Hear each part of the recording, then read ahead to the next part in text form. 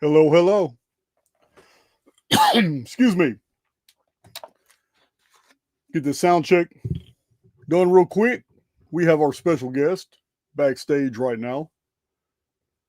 Let's see. Thank you guys for joining me. Saturday evening. It's not a real popular time, but quite a few people will be watching this overnight and tomorrow for sure. Tuning in from Brisbane, huh? All right. A few announcements. How you doing, Clay? One Tux in New Zealand. Yeah, I know we got some Canadians in there. You got one representing Canada, backstage right now. Western Canada. I know I got a lot of Canadians on my channel. So I've already talked about it with my mods and admins in the Cypher community because our initial plan in the development of this date sequence predictive analytics software, we have too many people on crypto projects, too many people on personal business type corporate projects, too many people creating their own systems. It is morphed into a massive open source project. We have coders, developers, everybody's involved, and there's so many subgroups. There's no way that I can terminate the Cypher Telegram group. So we're going to go ahead and open the subscriptions back. Don't everybody get excited.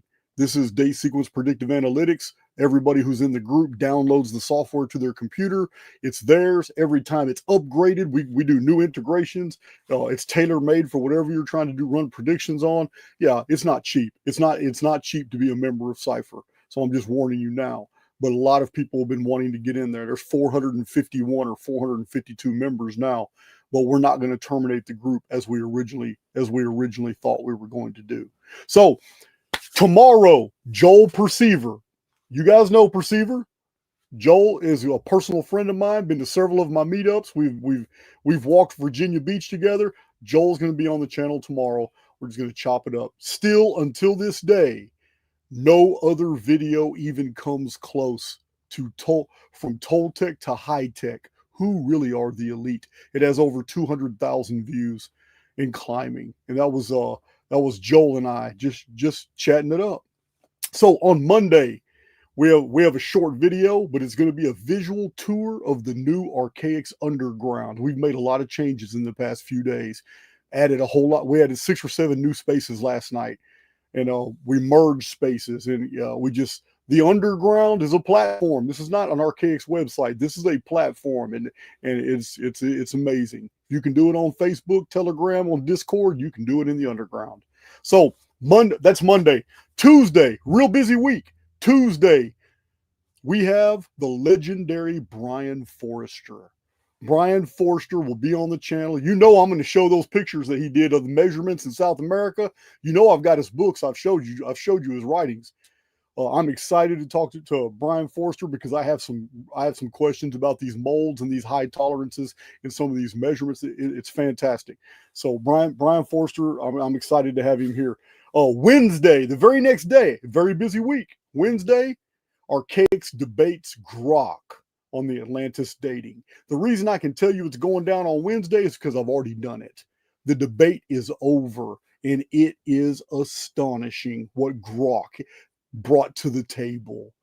It's already uploaded on YouTube right now, but I've got so many things going on, I'm not going to publish it. So you can see it until Wednesday. Because Thursday, I'm going to give you guys a break. Because on Friday, we have another legend. We have L.A. Marzulli on the channel. We're going to talk about him and his theories and his published material. And it's just crazy. I've read L.A. Marzulli. I'm going to show you his books. I've got him in my library. So this is a busy week, but it's being followed by an equally busy week because that's Friday. I'm going to give you a break on Saturday, but on Sunday, you've got a new epic drops, an amazing epic drops coming. So the Epic Drops playlist is getting big now. You can thank Big Cole. Big Cole's the one that puts together these Epic Drops videos. So I'm going to give you a break on the 10th because on the very next day, on the 11th, Jared Kenyon's coming back to the channel. He's been in the studio with me before. He's been to the Houston meetups 2 or 3 times. You guys know Jaron Kenyon. He's become an Archaix regular. On the very next day, Wednesday the 12th, Archaix debates Grok AI on the age of the Zodiac. I haven't done that one yet. But I will in the next couple of days, and I will have it preloaded. So very busy week and a half. Friday of next week, we have. This is a legend, guys. I told you that Big John was gonna get some legends on this channel, and I'm pretty excited. To talk to him. He is the author of Not in His Image, and I still have about 210 pages to finish. His book is huge. It is very well researched, but we do have John Lamb Lash coming for a discussion. I'm really excited to hear his story. I just want to talk to him. He is certainly a legend. Now, I need to hurry up and read these last 210 pages too. You guys know I don't like to get caught flat-footed in my interviews. So, this is followed by Brooks Agnew, Paul Tice, my publisher. You know what? I'm a little embarrassed. I don't even know what he's going to say, because you guys asked for Paul Tice to come in and talk about the good old days. And you know what? The first 15 years of my relationship with Paul Tice, I was in prison. And I wrote him, and he wrote me, and he started publishing my books in our contract. So he's got a lot of stories, because he's got a lot of letters over the years from me about the ongoings of what was going on in Texas prison and all that. Because I told him what was going on in my life as I was telling him about new research ideas, and I told him to look out for certain books. And we kind of had a little triangle thing going. I would write Paul Tice, tell him what to look for. Paul Tice would turn around and find and research and locate the books, send them to me, and then he'd bill my dad. So, also, Eileen McCusack is coming. Biofield training, something like that. I'm not really quite sure. I don't know what I'm getting into. But other than that, that's all my announcements for right now. I don't want to keep our special guest waiting any longer. So, without further ado, her link is in the description box. Go check out her channel. This is Madeline from Leaving Babylon. How are you doing? Hi, great. How are you, Jason? Oh, I'm good. I know you got some Canadians in the chat. Yeah. Hello. Hi to all the Canadians. I've had several guests. Several guests that have come to Archaix over the years were from Canada. You guys, there's some content creators coming up out of the north. Yeah, well, we live out in the middle of nowhere, a lot of us, so that kind of helps. I think we have a lot of time to do research. Oh yeah, 6 months out of the year, you're not going outside. Yeah, exactly. Hell yeah, I know. I'm in Texas. I can't stand that cold weather. Yeah, I mean, I'm on the West Coast, so it's pretty warm here, but relatively speaking. But yeah, the rest of Canada gets pretty cold, and a lot of remote areas, so similar to you, like out in the middle of nowhere, people just have their internet connection, some books. Right. Yeah, isn't it so bizarre that the West Coast is a subtropical to temperate climate almost year round? It gets a little cold in the winter, it gets kind of hot in the summer, but California has some really Edenic paradise type weather. But God forbid you go out in the Pacific in a bathing suit. That water is freezing cold. Yeah. I've been there. I know. I've been to San Diego. I've gone to the beach. It's like, wow, how can it be so beautiful here and the water's freezing cold? I think it actually gets warmer the more north you go along the coast. Oh, okay. We actually get tropical fish off of the coast of Canada here. And that must be currents doing that. Yeah. It must be currents doing that, because the Gulf of Mexico is almost, because it's surrounded on 3 sides, it's peninsular. It's like a closed system.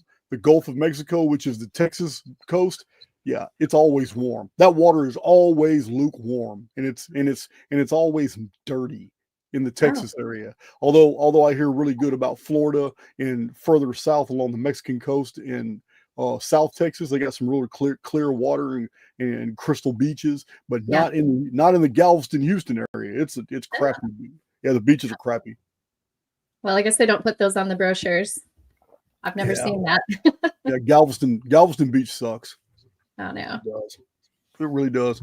So, prior to the show, we were just touching base a little bit, and I was asking Madeline about has she ever worked with Campbell Autodidactic and Flat Earth British Martin Leakey. So after this show, I'll be sending them emails and with her material. So you might see Madeline on those shows as well. I haven't really talked to Autodidactic in a long time. I've touched base with Martin, but I think he's ghosting me. I hope you're listening, Martin. I think you're ghosting me. You haven't answered my last 2 emails. I'll put him on blast. It's interesting. I think Autodidactic was one of the very first channels I heard about Tartaria. So yeah, it would be pretty cool to speak to him. Yeah, I'm pretty sure he'll reach out after this. He's a good guy. He was a part of my meetup in San Diego. He and Martin and Joel and Logan of Decode Your Reality, Danny of the Unfuckers group, Max Egan. You ever heard of Max Egan? Yeah, Max Egan I had a pretty big get together in San Diego, and they were all there. Okay. It was pretty fun, and Autodidactic was there, and so was this other girl. I didn't invite her, but he did, and she has her own YouTube channel, and I don't know much about her. She kind of just disappeared. She just kind of disappeared. I don't know what happened to her. Okay. So how long have you been doing Leaving Babylon, and what is the premise of Leaving Babylon? What got you started? Oh yeah, I'm going deep. Okay. What got you started? I'm just generally interested. What is your background that got you interested in these topics? What got you started? How long have you been putting these videos out? And I want to congratulate you. 22,000 subs in a short period of time is very good, because it is a metric that I'm always looking at with smaller channels. When you have a lot of views and you don't have a lot of subs, that means your content is very compelling. Right. So yeah, you only got 22,000 subs. I'm not denigrating you, but to get 10,000, 12,000, and 15,000 views on videos is phenomenal. You're doing a great job. Thank you. Yeah, I mean, all glory to God, because it is actually the content that I think a lot of people aren't hearing online, and that's probably why it's hitting that level. My highest number is actually 70,000 on my oldest video, which wasn't very well produced, admittedly. Like it's kind of chunky in a way. And there's a lot of visibility issues with some of the text and all that stuff, but I figured it out. So I'm doing more polished work now. I stick to a more presentation style, but yeah, I mean, initially I've been conspiracy minded for a long time. I tell people September 12th, 2001, I really stopped believing a lot of things. And from that day on, I just really didn't believe much of anything. But even going back to when I was a teenager, like I didn't believe we landed on the moon when I was in school. So not that I believed in a flat earth necessarily at that point, but I didn't believe that we landed on the moon. And it was more for reasons like what they used to call what they call the Van Allen belts. Even their own theories really contradict the whole model. Well, you do know that even Buzz Aldrin, who is supposed to have gone to the moon, doesn't believe we went to the moon. Yeah, exactly. Yeah. 3 different times he's been in the public and has been quoted saying, "Guys, we never went. Quit asking me about the moon. We've never been up there."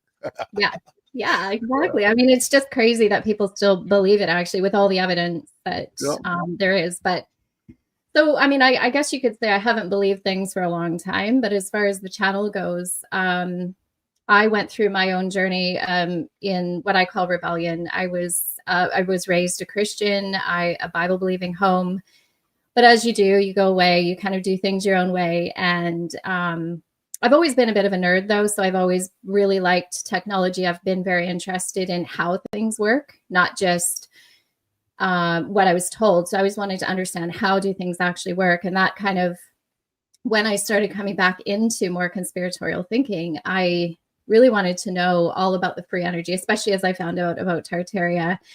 And it just started to fall in line, all of the theories that kind of were the unraveling of all of that free energy and why they weren't free anymore. what happened and who did that to us. And so it became more of a mission on my part to really understand, like, what is this realm? Why are they hiding so much from us? And I think probably similar to you and a lot of other people doing this, we start to find answers, and we actually want to expose, like, who the people are, essentially, even at the cost of our own maybe reputation, or, you know, maybe even sometimes our own safety, and people calling us weirdos and, you know, kind of kooks in a way. We've been labeled a lot of things, right? But I think just the fact that we don't care about that anymore, and we really do just want to help other people find their way through those, you know, navigate that kind of journey as well, because I think there's a lot of misinformation out there as well, you know, clouding people's minds. And so it's like a battle against the official narrative. It's a battle against, who are you going to believe, like the news, or are you going to believe somebody online who's not doing it for any other reason than they want to share with you something interesting that actually all adds up? You know, they can bring the receipts, they can show you all the evidence for why they're saying what they say. And some people are willing to go there and some people aren't. But I think more and more people are seeing through the layers of deception, and they're starting to see that what I say and what other people are saying actually makes sense. So it's the greatest apocalypse ever. Yeah. It's the greatest one ever. I'm enjoying it. Yeah, it's a clown show. Every time I get on Twitter's about the only thing I do, except for I got some private groups that I spend time in. But as far as social media, X is the only place I hang out, because I was kicked off Facebook twice. Yeah. So I'm not even trying to do another account. I'm not trying to go back to Facebook. So yeah, I see exactly what you're saying. And what is really sad is that when people are shaken straight out of their paradigm, one of the first things they default to is they take it to the opposite end of the spectrum and say, well, if that's not true, then nothing's true. Nothing's true. Everything, all history's fake, all medicine's fake, all interpersonal relationships are fake, everything is fake. And that's not true either. There are many truths in this world. There are many things that we can latch onto as fundamentals. And so yeah, I get it. It's a struggle. It's a struggle. And you and I are not the only ones in it. Many people listening to me have their own forums. They've got their own things going on. And it's really hard to wake up those who don't even know they're asleep. Yeah, it is. And like, you get so much pushback, even from within your own circle of, you know, conspiracists, or whatever you want to call yourselves, like even with your own people. There's all kinds of, you know, clashes of personality and belief systems, or, you know, they just don't like you. It's a battle. Yeah. Right. So what is the difference between where you're at in your faith today? Because no one's faith can be criticized. This is your own personal walk. You understand? This is your own personal walk with the oversoul at all. What is the difference between how you were raised and what you're promoting now? Or if you're promoting anything? I know you got a lot of research on leaving Babylon, but I didn't see anything in there where you were really just go hard promoting anything of the faith. What I'm really exposing is what I call the liberty cult. So that is, that's a hard pill to swallow for some people, admittedly. And I know that you have a broad audience with lots of different interests. So just to explain that, I've been really focused on what I call the liberty cult. And that would be the people that were kind of coming through this little season. Okay, so let me just go back a little bit. So there's what we call the little season, which is a revelation expression in the book of Revelation chapter 20, verses 7-9. It talks about Satan being loosed for a little season. It's kind of an expression. There's no theology, no official church theology that surrounds that. Oh, I know it's a popular theory. I've run into it several times. So yeah. So I've never heard what you just said though. The liberty cult. You kind of got my interest. It has to do something with 1776. It does. Yeah. Okay.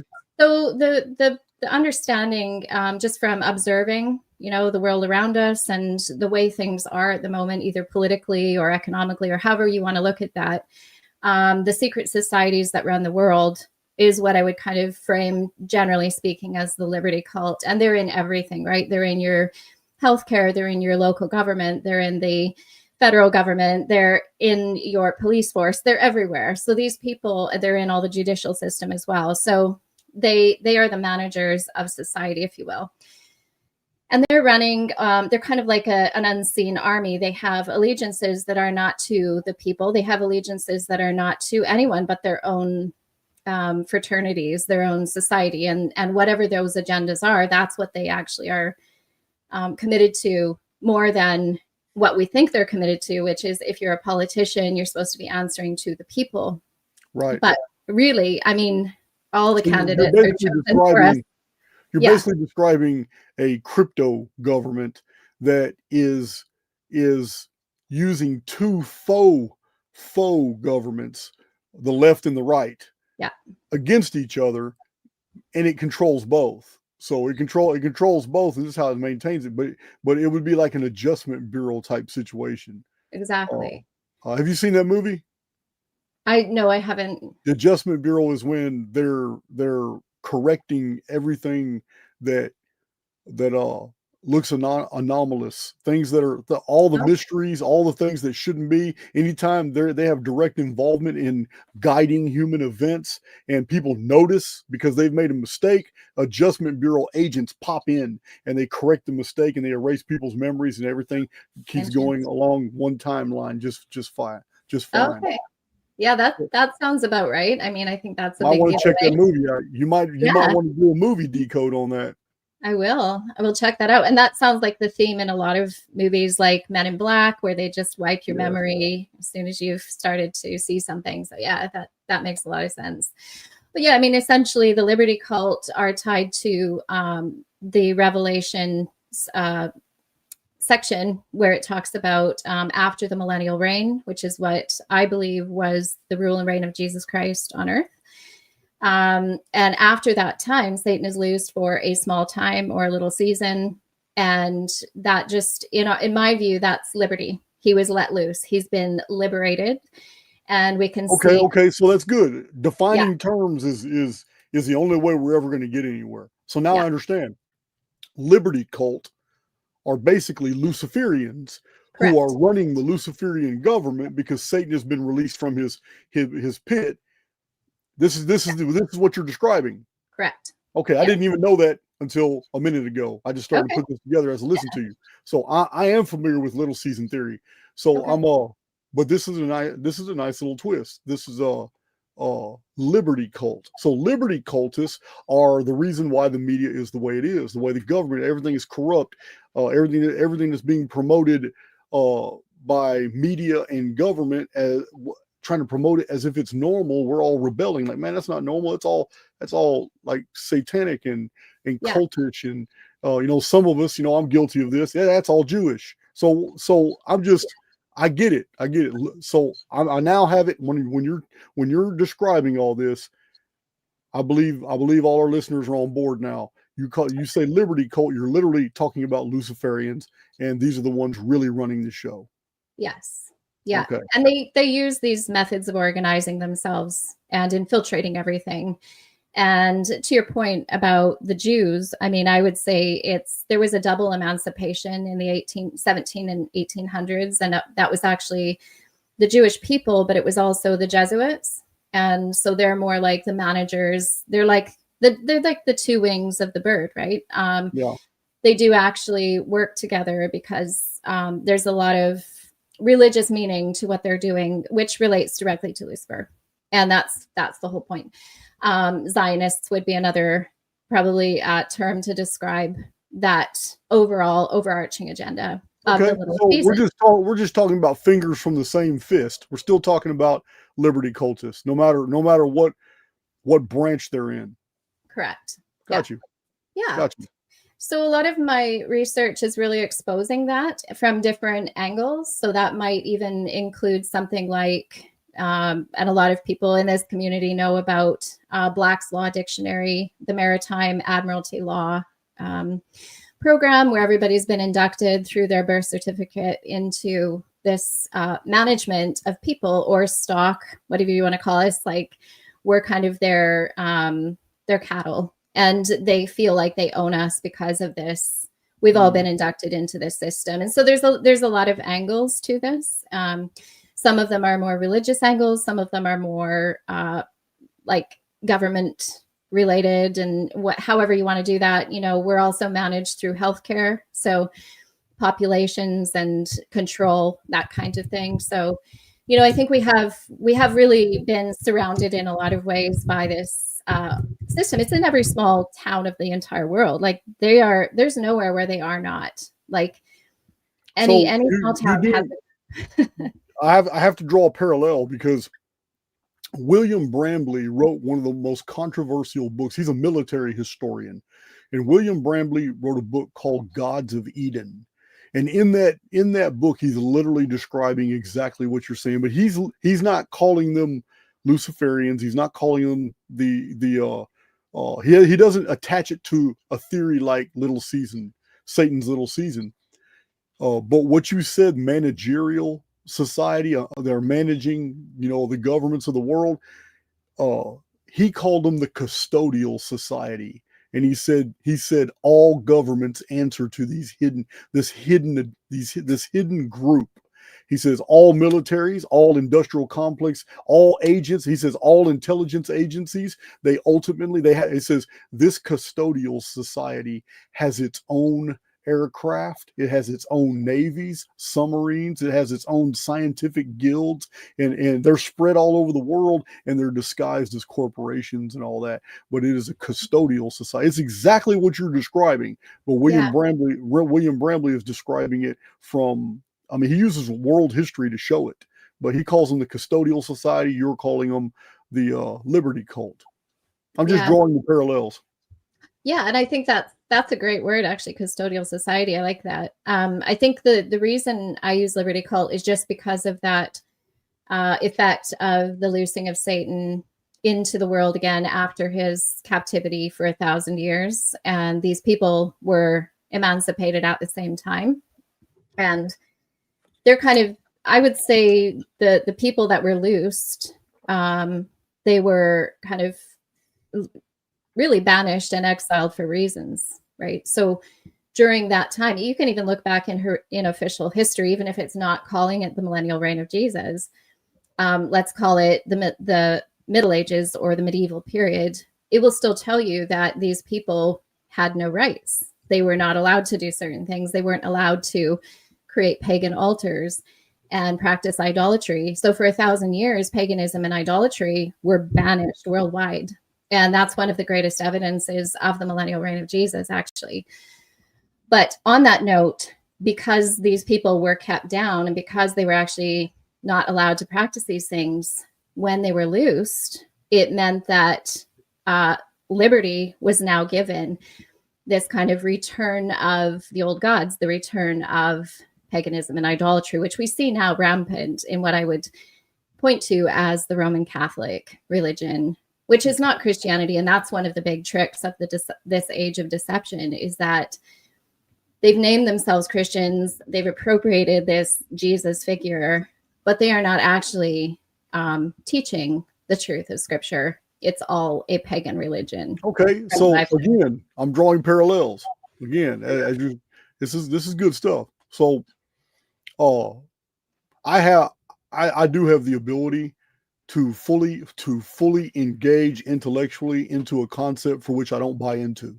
All right, I can, because this is how you learn, and this is how I've changed my mind in the past.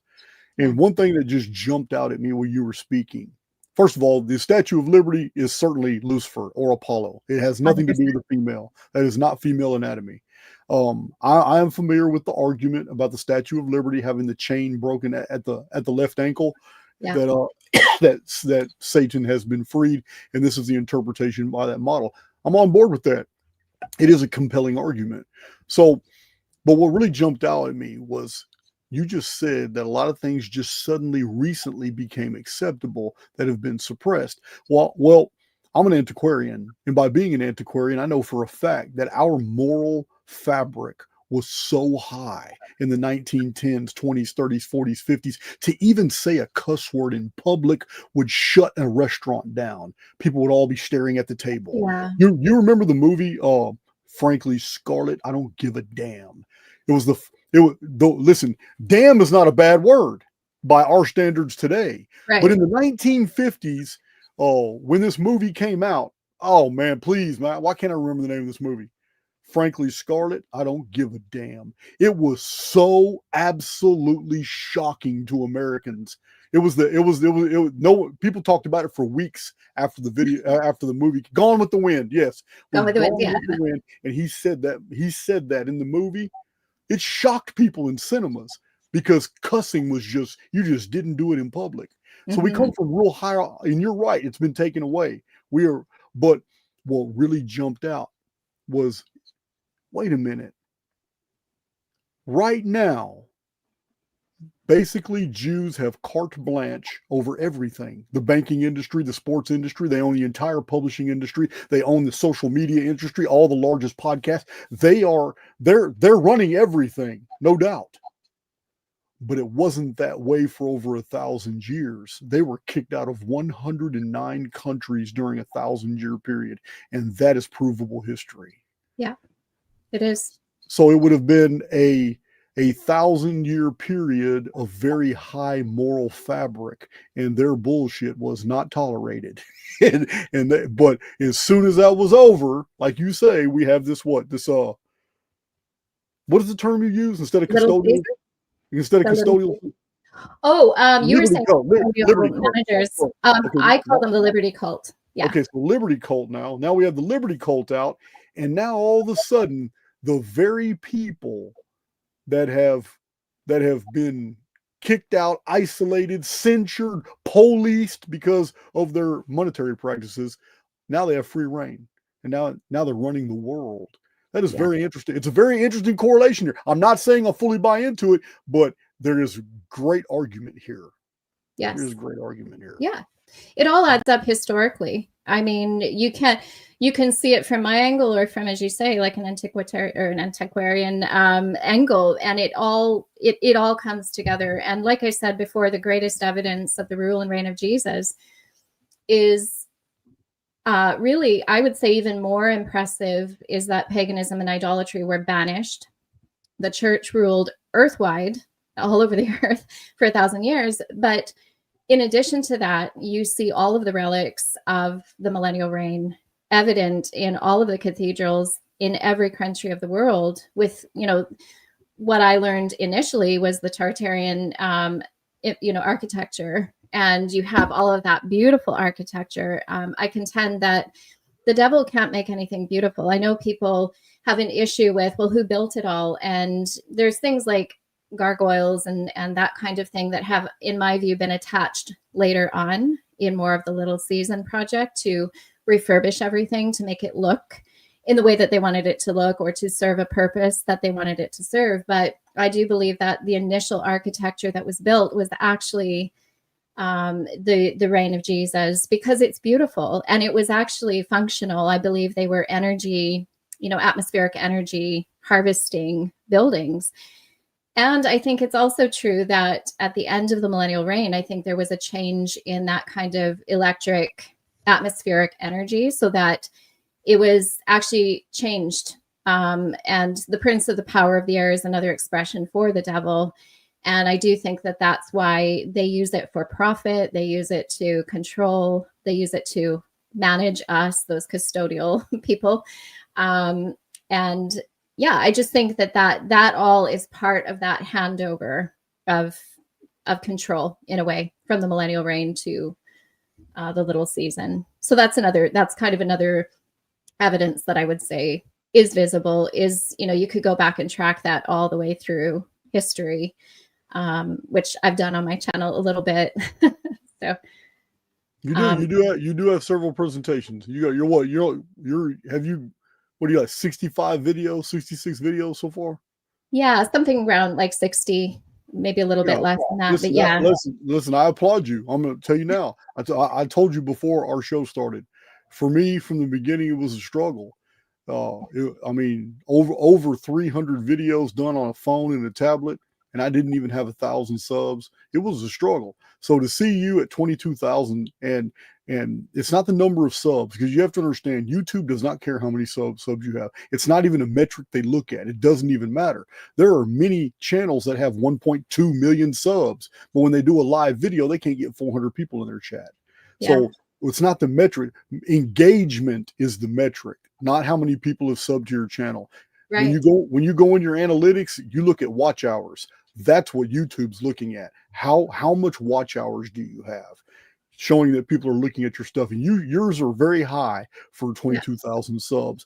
And I can tell because you got 10. Your average is about 9 or 10,000 views per video. So that's fantastic for the size of your channel. So I can only see you getting more and more popular.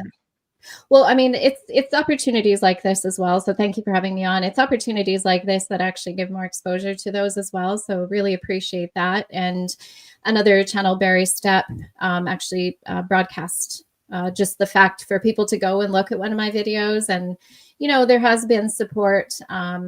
Another guy named William on TikTok. So there's a few people that have actually got large accounts that just told people about it, and that seems to have helped as well. So I do have a kind of a niche discovery on my channel as well. I don't know if you want to talk about that at all. Sure. Well, you caught me flat-footed. I went through your channel, so you caught me flat-footed. What are you talking about? Well, I would say back in March, I think it was. Yeah, March, or it might have been May actually. I have a real interest in geography. I'm a map reader. I really like to read maps. And a while back, like about a year and a half ago, I realized that the modern day place that they call Israel is part of the Great Deception. Jerusalem is not really biblical Jerusalem. That might come as a shock to some people, but for me, it was a journey. And a lot of people have gone on that journey with me as I've been covering that discovery. So basically it started with a video called Straight is the Gate. That's from a biblical reference of really the spelling of the word straight, S-T-R-A-I-T, which is not like a straight line. That's not the same spelling. So straight and straight, there's two different words. And one of the things that I initially was really interested in was, why is it called straight gate? Why that expression in English? And I found out that it's actually a maritime reference. So a strait is kind of like a narrow passage of water, right? So I went down this whole geographical study in one of my series called Sides of the North. And that refers to a verse in Psalms, which says, beautiful for situation, the joy of the whole earth is Mount Zion, on the sides of the north, the city of the great king. So I became, and a lot of people in this community were talking about the north being more of the geographical location of the celestial city, the, you know, Mount Zion, where the king lives, Jesus.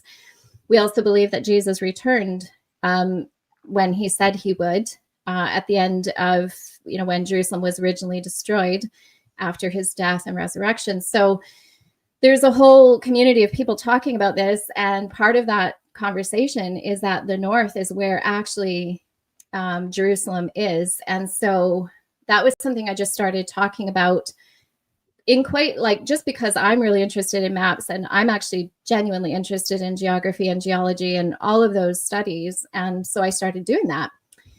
And what happened was, I really started exposing that Israel and Jerusalem are not where they say they are.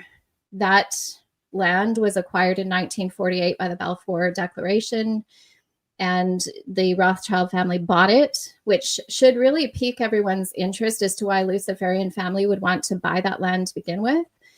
They obviously don't like Jesus. They're not interested, but they have an agenda, and that's all tied to the whole Zionist movement. So anyway, started exposing how it just couldn't possibly be from the descriptions in the Bible, why that couldn't be the place. And it was kind of after that whole, you know, bunch of research that I did, I really prayed, you know, Lord, show us where it is. Where are you? And it appeared on some maps that I found. It's called the Terra di Esso. If you want to go look at one of my videos, I think it has almost 70,000 views. And that was the one that really got people kind of coming over to my channel in bigger numbers. And it's right out in the Pacific. And it's between, really what I started looking at was the time discrepancy. So there's a 3-hour time zone discrepancy between Alaska and Russia. And that's undeniable. One side of the international date line next to Alaska is actually 21 hours and the other side is 24 hours. So there's a discrepancy of 3 hours because it should be an exact 24 hours, right? So if the sun's moving in a full day from the time zone back to the time zone, or sorry, from the international date line right back to the international date line, it should be a full 24 hours. But if you're on the Asia side, it's only 21 hours. It's not a full 24 hours. So there's 3 hours of missing time, which means there's 3 time zones missing that are unaccounted for. And if you go back to old maps, which I do on my video, it shows that there is actually a landmass there.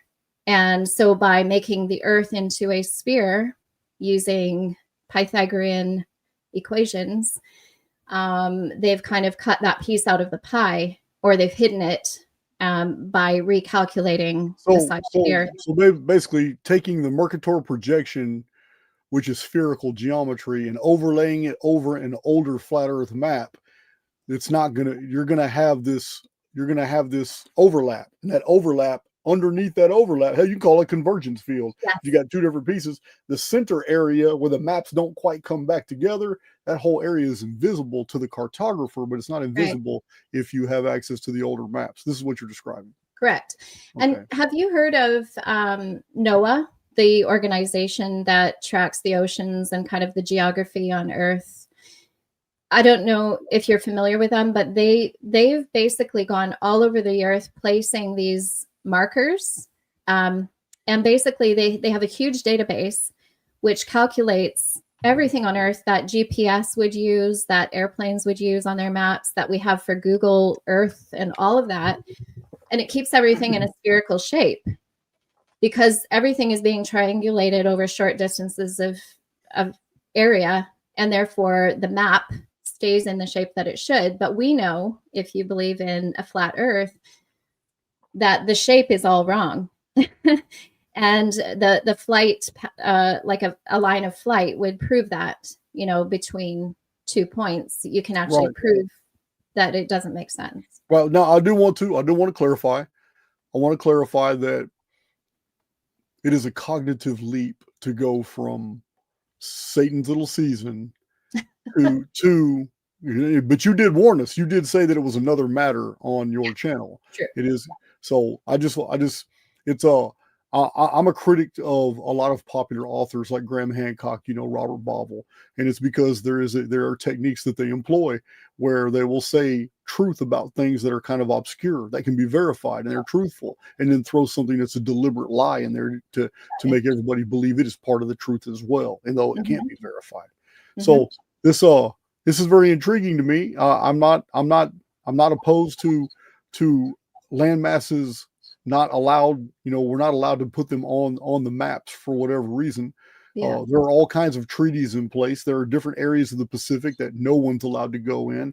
And if you look at the flight paths, you'll see whole areas of the Pacific that no aircraft is allowed to fly anywhere near. So I don't know. That's all very intriguing to me, but I'm a simulationist. So on a simulated plane, we're living on a flat plane in a toroid field.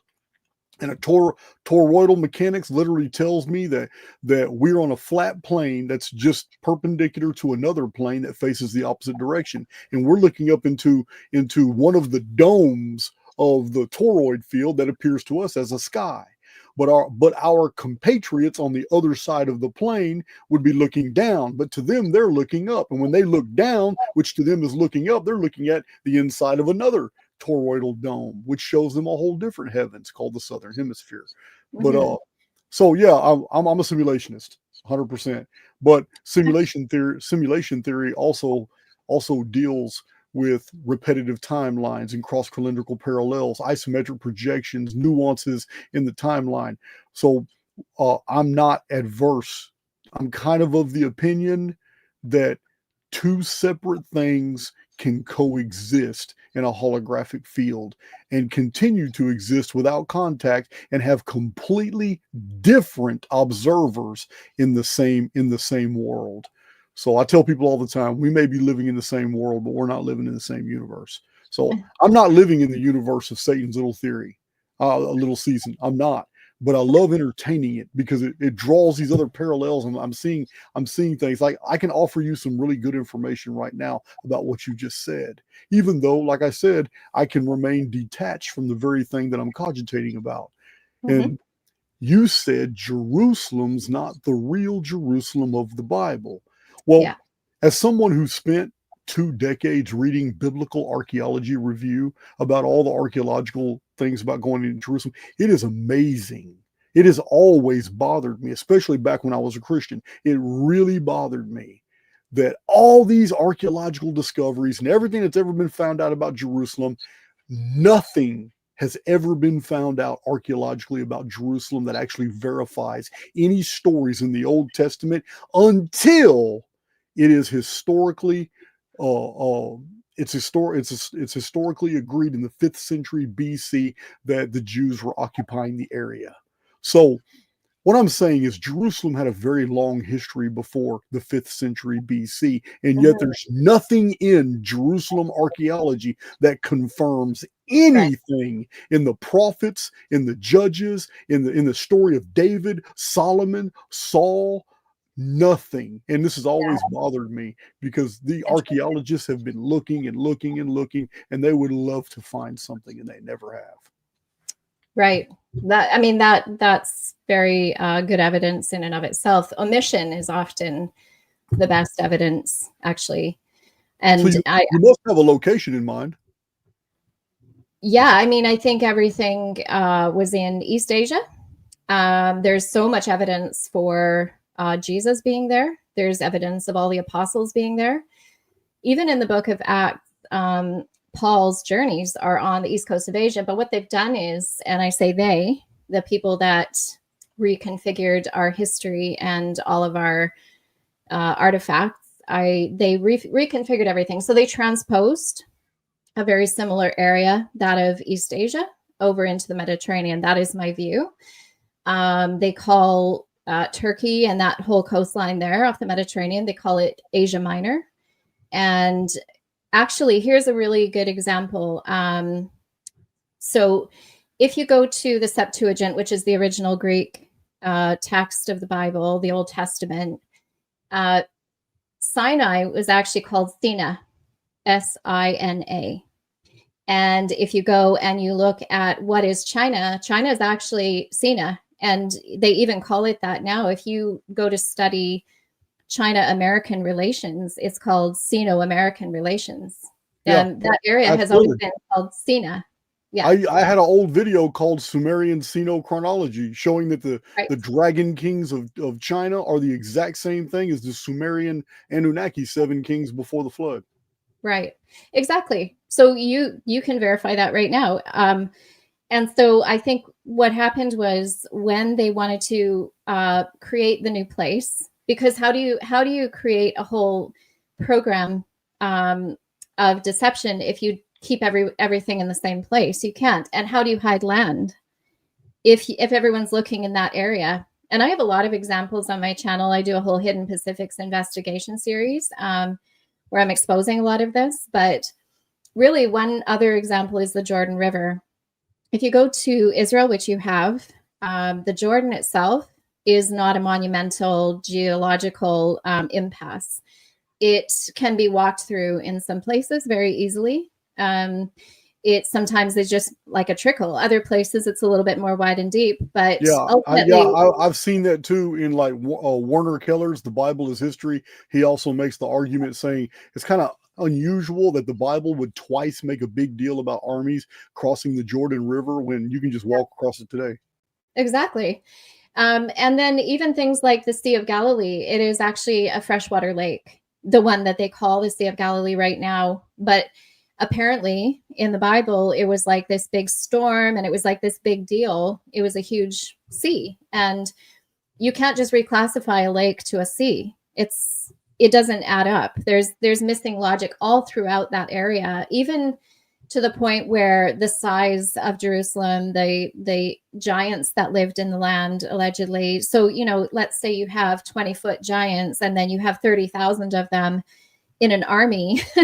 And then you look at the size of that land, it's like 1/3 the size of Italy, which is already tiny. Like the size of the land is not big enough or lush enough or impressive enough to really fulfill all of the descriptions that the Bible tells us about. And so okay, I need to stop you there. I need to stop you there, because you're making a point that has far more value than you're conveying.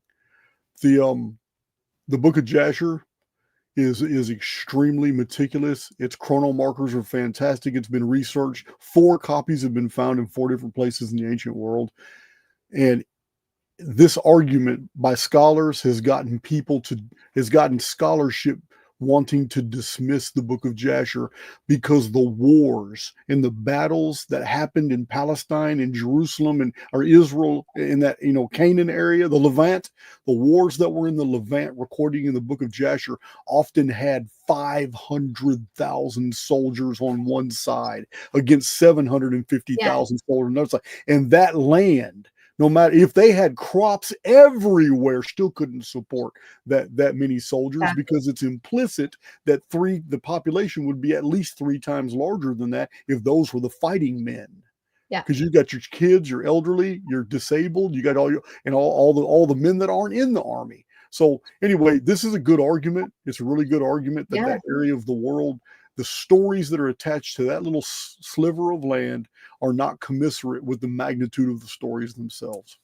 Yeah, exactly. And that's good info. Like, I didn't know all of that. So thank you. And I think as well, just looking at things like Mount Zion, it is supposed to be a northern, very impressive mountain location.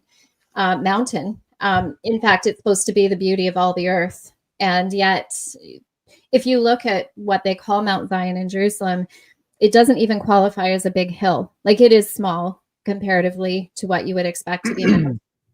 And even a lot of that region, we're supposed to have mountains of different sizes, throughout the stories of the Bible, and they just don't fit. The entire region does not fit. As much as they've tried to make it seem like it should, it just really doesn't. And so I've highlighted a lot of that. But really, I mean, if you see the video, and I'm not like trying to call out my video, but if you see the evidence, you'll see that it makes a lot of sense where it is, because it really is in that Bering Sea region, kind of the Northern Pacific. And that's where I believe the true promised land is.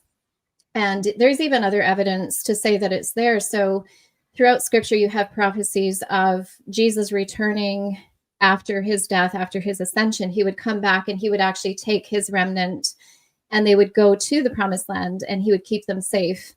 And then you would have this period of 1,000 years reign, and then you would have Satan loosed, and then you would have what I believe is called a latter rain. So that's kind of the people now that believe in Jesus will be harvested at this point. But even King Philip II, I think it was, don't quote me on that, but it was in the 1500s, talks about this strait off the coast of Asia where there's like a hidden land. And he says the 10 tribes are there and they're being kept safe. So the Ring of Fire comes to mind, these volcanoes in that area. There is kind of a protective quality to that area. You do know the Pacific Ocean covers 1/3 of the world, the surface of the world. It is, it's a third. It would mean it's vast. It's extremely vast, and it's populated by just little islands. You got Melanesia, Micronesia, Polynesia, Oceania, the Hawaiian archipelago. There's nothing there. It's huge. Now, this is on the maps. You're making an argument that there is something out there, and they're not putting it on the maps. Correct. Okay. Yeah. So I'm not. I have no evidence to counter that. I do have airline pilot friends, and I can't name them, but I can't betray their trust. But I have pilots who are friends of mine, and I'm just a curious guy. I'm going to ask the questions, man.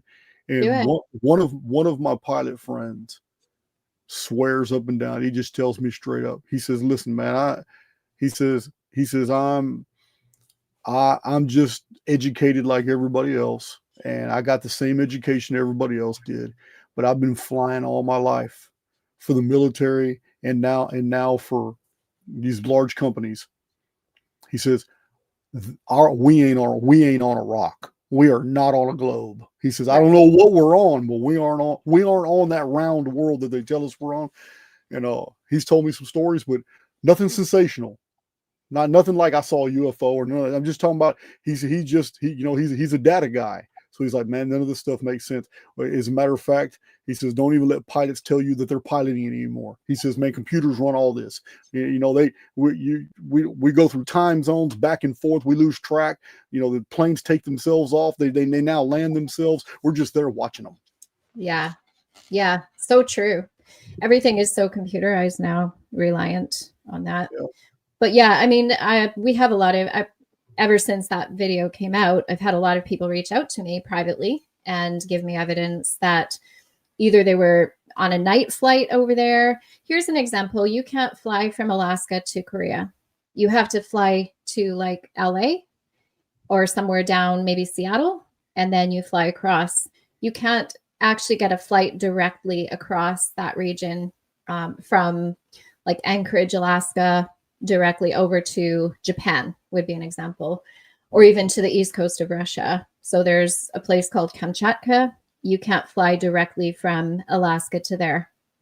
And there's, I have tried, and a lot of people have done this, though I challenge anyone to find a flight directly from Anchorage, Alaska over to Kamchatka or northern Japan. So on the Mercator projection, are you saying that it's not a straight flight? There's no flights that do that? Not directly across that region, that northern Pacific region. Have you looked at that on a flat Earth map to determine the difference? Why that wouldn't be a thing?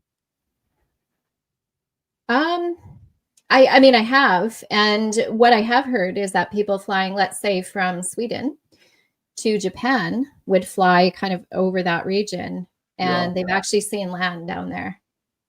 Yeah, it's Flat Earth Dave provides a whole bunch of videos on the flight routes, and he shows it's very compelling. Now, I do believe that he made an error one time, but that's all that critics need. You know what I mean? It's like me. I don't have all my source materials in front of me right now. But if I'm in a 3-hour presentation shooting from the hip like I used to with my van vlogs, and I get one date wrong out of 83 dates that I just told you everything that happened on those dates and how they mathematically connect, but I messed up once, and I said, all your critics are going to jump and pounce on that one mistake, and they're going to completely omit all the value you provided in that whole deal just because of that one slip up. This is what happened to Flat Earth Dave. His research on the flight paths is amazing. He describes exactly what you're talking about, but he did slip up one time, and that's all they focus on is that one little slip up. It's just crazy. It's stupid. It's all dumb. It's true. I mean, so dumb. There's just people out there looking for one little mistake. That's for sure. Hey, they can watch me all they want because I'm not scared, Madeline. I tell my community all the time, I'm not afraid to make a mistake. Yeah. I'm not afraid to make a mistake. It's just you can't be out here putting yourself out in the public and be scared of tripping up from time to time. You'll never get anywhere. You'll never do anything. I'm not worried about other people's opinions. It's going to set you back the more you worry about making mistakes.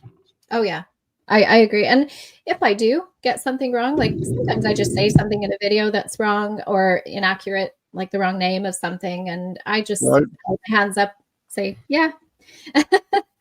I don't mind correcting myself. So I naturally I have questions. Let's go back to I increased the volume on my microphone for somebody who was saying something. Okay. Let's see. So 1776, most of us are familiar with the story of Adam Weishaupt. Yeah. And he got caught by the Bavarian police with incriminating documents on the Illuminati. And the Illuminati documents absolutely reference Lucifer. So this is very interesting. because the Bavarian government outlawed the Bavarian Illuminati behind these documents. But it was too late. They had literally come across a massive conspiracy after it had already been hatched. So they didn't stop anything. And this was 1776. And officially, the Custodial Society then outlawed and dismantled the Illuminati. But this is just what they told the police. It actually grew and became several different agencies. Right. That makes sense. Like, I think the fact that they play these little games, they play the left and the right, they play good cop, bad cop. That's their job. It's more about the perception of the people. So this is one of the big things that I've exposed with this liberty cult, and they need the consent of the governed. That's the whole point of this entire agenda. The contract-based reality. Right, exactly. There's this spiritual contract where they can't do anything unless everybody's on board. So they create this context where everybody, they actually shame you if you don't go and vote. They've created this whole environment where if you're not voting, you're a bad citizen. All of these coercions and the methods that they use to get people on board. They play these political games, Trump against Hillary and all the rest of that. To just get you involved, to get you emotionally invested in their game. And so one of the big findings really was that this is actually biblical. So if you go back to, you'll probably know the story of Saul. The people wanted a king, right? So God said to Samuel, because Samuel was really upset. He's like, why do they want a king? They've got God and they've got a priest, and God said, don't worry, Samuel, they've rejected me. It's not you they're rejecting me. But they decided, the people, that they wanted a king. So God consented. God said, yes, you can have your king. Let's do this. And if you go also to the story of Jesus, it was the people in the crowd that actually voted for Barabbas over Jesus. They said, we have no king but Caesar. And so it was the people that actually voted in that case as well against Jesus as their king, you see. So all of this context that they build, even in modern politics, it's evident of the liberty cult. It's evident of that agenda against Jesus Christ all this time against God. And they really are, hell-bent on having everybody involved because they have to. It's that contract. They have to get everybody. Then they can hold their hands up and say, well, we didn't, they just voted for us and we did what we did and they told us to. So it's almost like, relinquishing themselves of any guilt in a sense. Spiritually for anything that they do. So yeah, as far as like the devil goes, that's the entire agenda from a little season perspective. And so, for people that are kind of understanding that in 1776, when the people signed the Declaration of Independence, it was the people saying, we don't want a king over us. So now you have this no kings thing, it's always, we don't want a king. We want to rule ourselves. We want Trump or we want whoever to be our leader and represent us. When in reality, as a little seasoner, they're just rejecting the true king, which is Jesus Christ again. And that's kind of the play. Okay. I'm on board with I'm on board with that you have the ability to describe what you believe. Yeah. I am equally on board with the fact that this sequential series of events can still be factual and it's not really Satan. It's an underlying evil, nefarious programming that's working in cycles, and we're merely just recognizing the last cycle. But like I said, we're just splitting hairs. Doesn't matter. These are excellent points to meditate on, because the world did start growing dark. There's no doubt. I believe darkness has been in every generation. I do, but the story, it's so compelling to me that it's always the Jews, and I don't mean always the Jews as being bad. I mean, whatever was going on in any time period, when you do enough homework, you find out, damn, oh, okay, they were involved. Oh, you find, and then here's this Satan's little season theory. I never would have attached it ever to Jewish history. I have a whole Tiny Hat series of videos that goes into Jewish history. I would have never made the association because I'm not a Christian anymore. I'm just not. But you make very compelling arguments sequentially, because I'm a chronologist. I'm always going to go with things that are in order. Yeah. And it is literally 1,000-year period that the Jews were run out of 109 countries. And I have this documented in my Chronicon. My Chronicon is massive. And you can look up the individual year dates and what countries were kicking them out, what countries were letting them in. And this went on for about 1,000 years. And oh my God. Then all of a sudden it kind of stopped. And now look, since it stopped, hey, more kudos to them. If any of Jews out there listening to me, listen, man, more kudos to you. You guys run the world, and you got everybody believing you're a victim. Bravo. That took some genius. So maybe the Satan's Little Season has a little truth to it, because that is a nefarious program. Yeah. I mean, my theory is I would say I've been kind of figuring out a few more aspects to it. So I think the real brains, if you will, behind the thing is the Jesuits. And I think that they were banished. And I think that they were the Babylonians, actually, that had corrupted the temple system when they came out of exile or captivity in Babylon. And so when they went back to Jerusalem, they actually had this Babylonian corruption in their midst. And that was why Jesus actually got rid of all of it. And he became the king, because that whole system had been corrupted by Babylonian worship. And even Stephen, who is the first martyr of the Christian church, named them to their faces that they had the Star of Remphan, or Moloch, their god Moloch. Yeah. And, this identifies who they are to us. But actually, when Jesus came, he came and took Israel, the remnant, with him. And so I think that when the Jesuits were released, they had people that, I think it was the Ashkenazis or the Khazars, were converted to Judaism. And I think they actually reconstructed a people that were not necessarily the original nation of Israel. And they needed them because they needed to enact this end times deception. And so they've created this people group that they're Europeans by all accounts. I don't think any of them are the original Israelites. But they needed them to really be the people so that this continuum would take place. Jesus never returned. We're still waiting, and the church is still waiting for Jesus to return, when actually he returned. And now they've had to reset the stage. We're just in we're on a big stage. Even Shakespeare said the whole world's a stage. I will say this. The title of your channel now makes sense to me, Leaving Babylon, because it is the message of the apocalypse in the book of Revelation, where an angel is telling people to wake up, come out of Babylon, my people, come out of her, my people.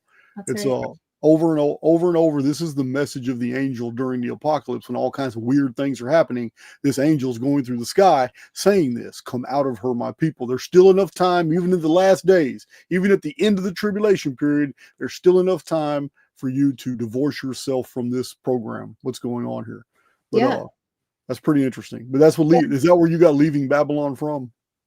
Absolutely. Because this is Babylon 2.0. I mean, Babylon, they left Babylon, they went back to Jerusalem. And that's where Jesus came in and ended it all. The temple was destroyed. We have that happened because Jesus said it would. And we believe that, and they've done everything they can to really eliminate this from our understanding.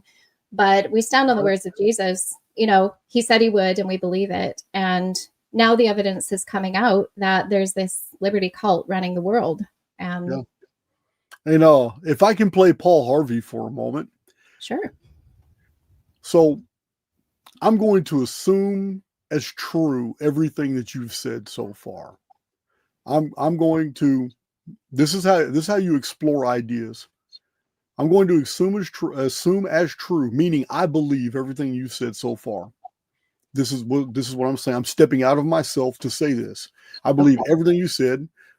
1776, Satan is released. All these things go on. This becomes a major theory that goes with a bunch of other theories. And now in the body of the Christian politic, you still have your premillennialists, your rapturists, your postmillennialists, your amillennial. You still have all your doctrinal denominational Christians that still believe there are other things. And some of them buy into this new idea.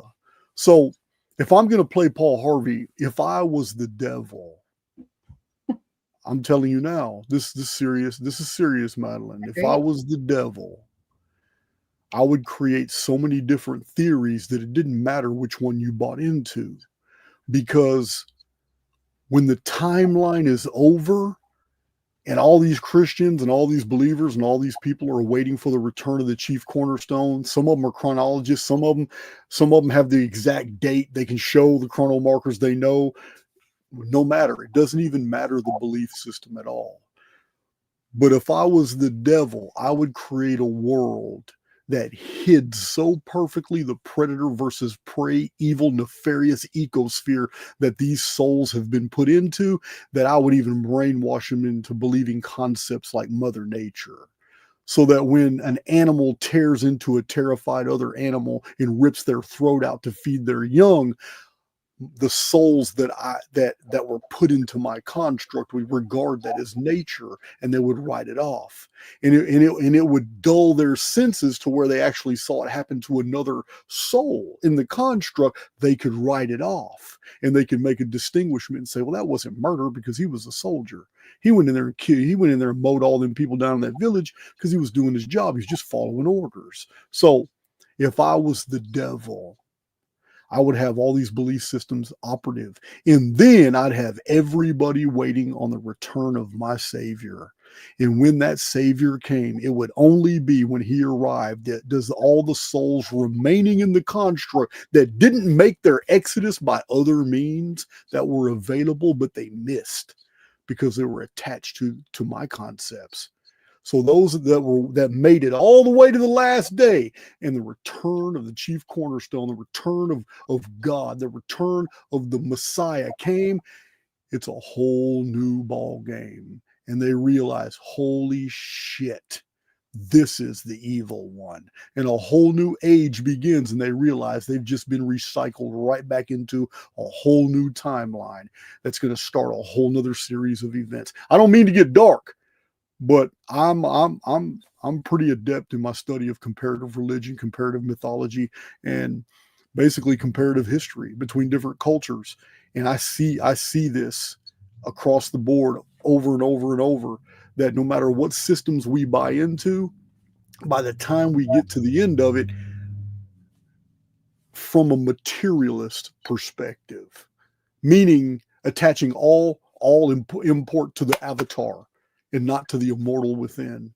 Because Madeline, I'm looking at you as a soul. You just have a body, an avatar. On camera, you're an attractive female looking back at me from Canada. But that's your avatar. Deep within is the immortal within. And we attach ourselves to all these belief systems. And this is what I'll even say that about Archaix. My own research, everything, all the chronology, every bit of it. Because if I was the devil, every single belief system out there would still lead to the exact same end that I would design. There would be no light and dark kingdoms. They're both my kingdoms. It's all false. But that's if I was Paul Harvey. Now, because I do have a totally different take from that as well. And that is that outside this construct, we have a benefactor. That's who you feel. We do have a spiritual father, spiritual mother. We have a spiritual makeup. We're spiritual children born from a spiritual world. And that this isn't it. This is lower base reality, low vibration, blood-filled, horror-filled reality right here. So I'm just offering a different vantage point. What if this idea of 1,000, the Satan's little season is really just souls waking up to how evil this world has always been? Yeah. I mean, there's a lot of theories out there about what this time is. And, a lot of people call it the truther community. whatever you might Mhm. label it. There's a lot of labels for it, but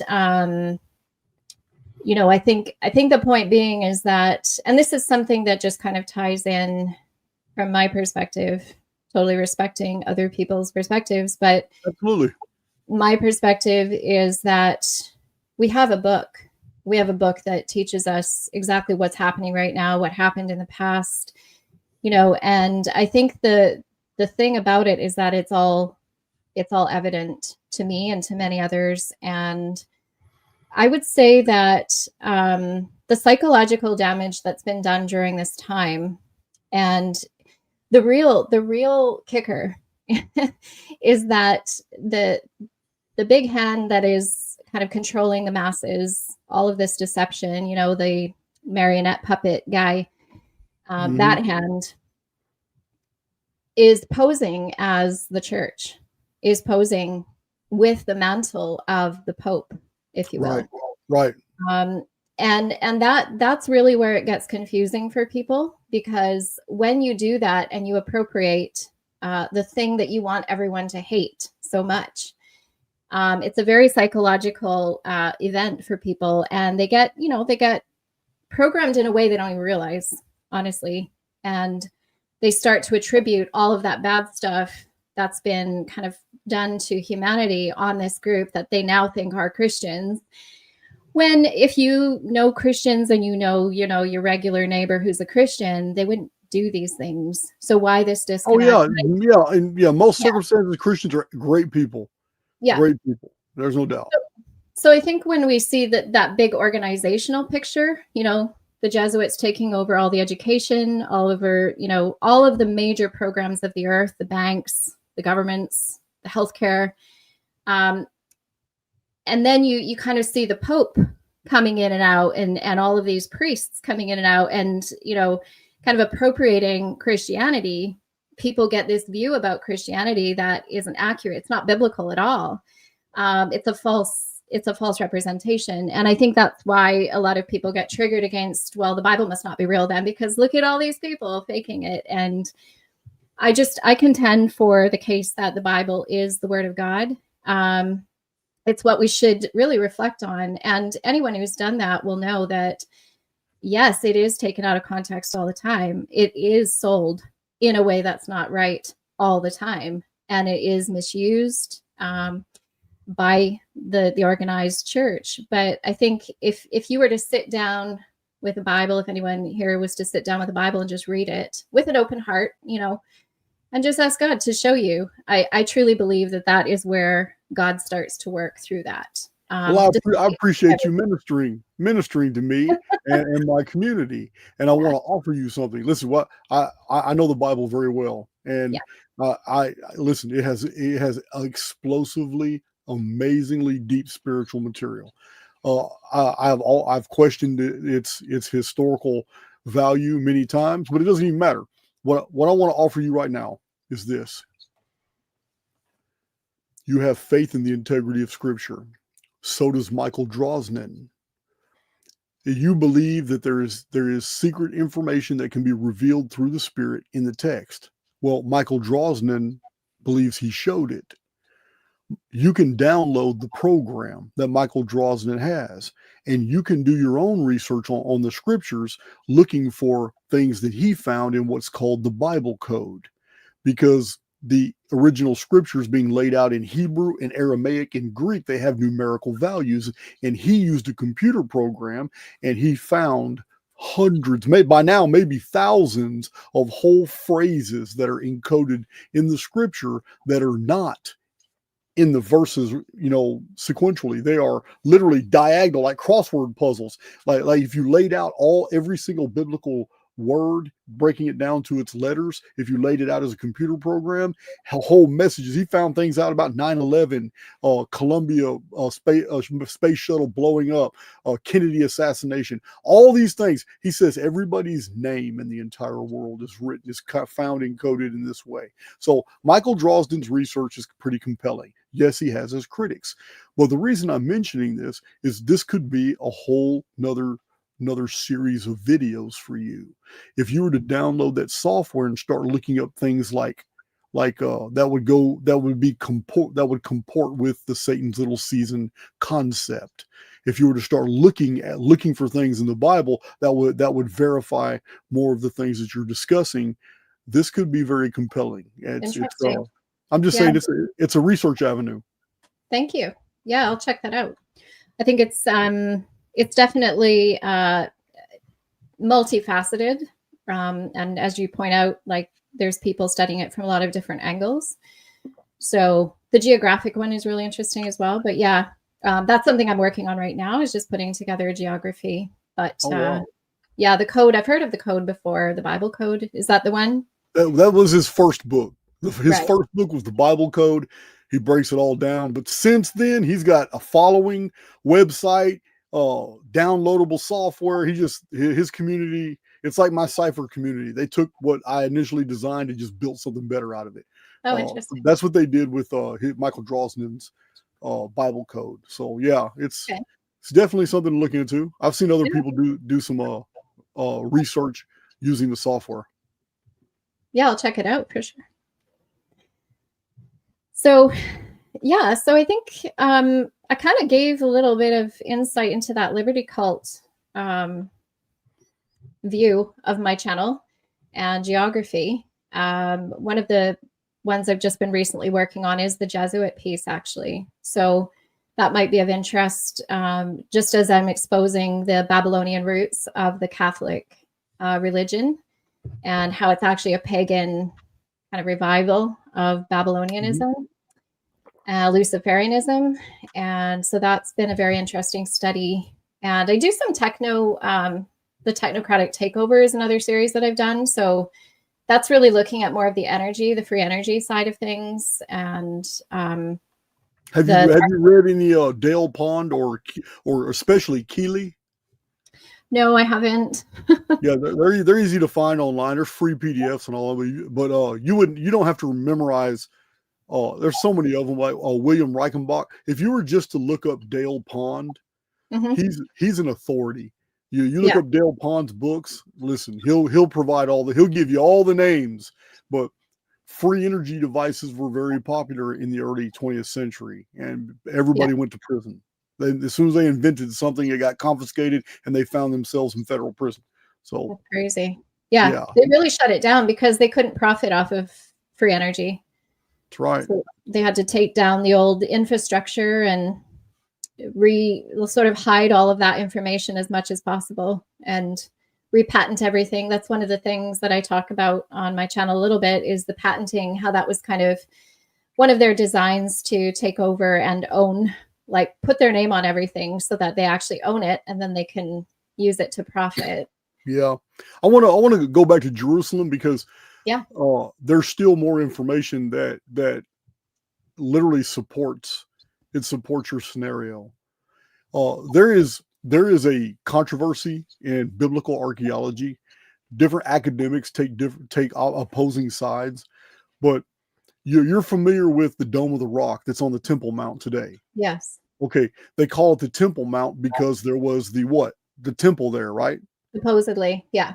Okay. The only temple that archaeologists even say that they can find remote evidence of is the temple that the Jews would have been allowed to build by the Persians in the days of Nehemiah and Ezra.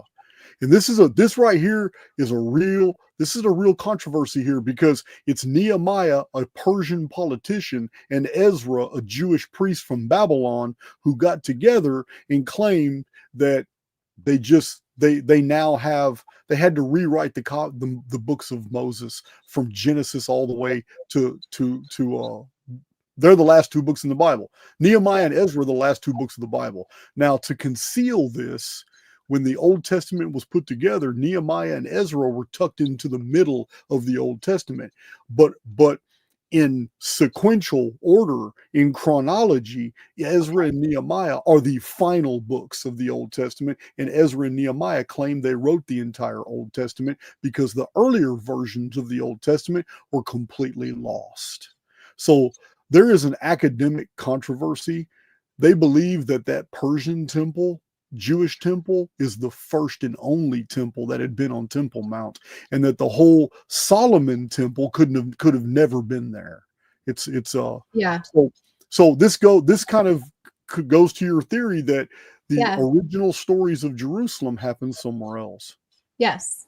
I really believe that. I haven't nailed down exactly where, but I did find some evidence that very old document showing the old Jerusalem, and they actually use the H instead of a J at the beginning. I think it's Latin, but it's Hierusalima, and that's kind of how it's spelled, Hierusalima, yes.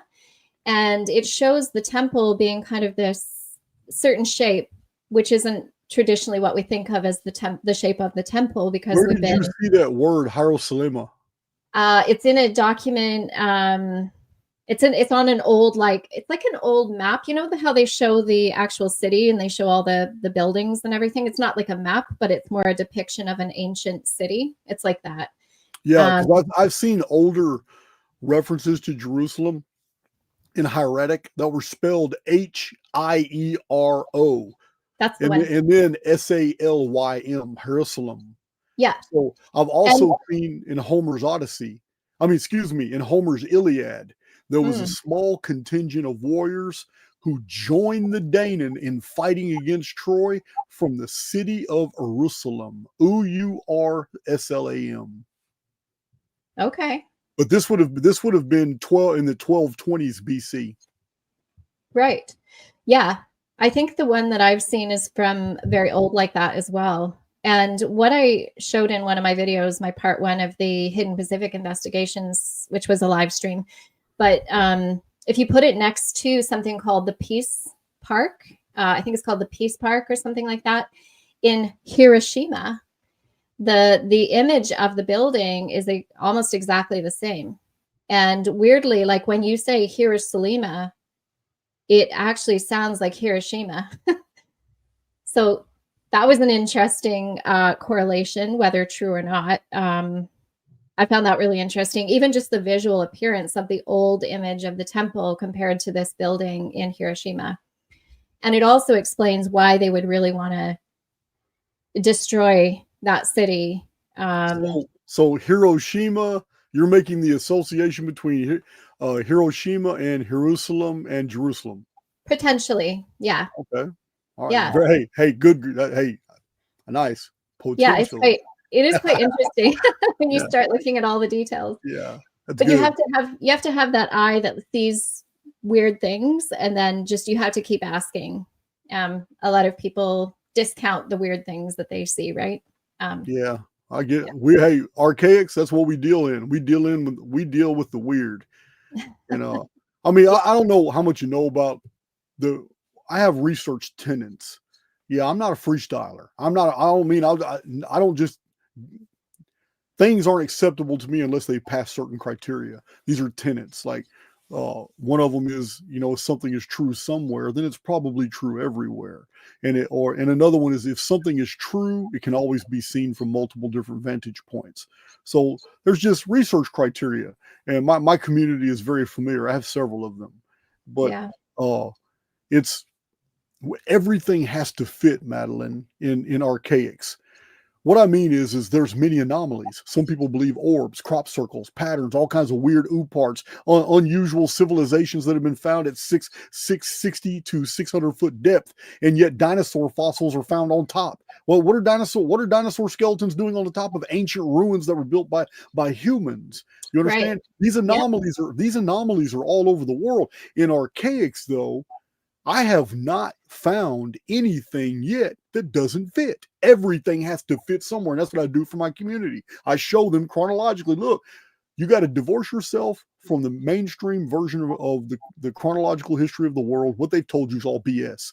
Yeah. Here, all we got to do is follow the facts, and they're very simple. Here it is right here. And I show everybody how it works. Every mystery must fit in somewhere, because once you shelve something as an absolute unknown, you can no longer be confident in everything that you do know, because the very things that we do know have been separated from the unknown.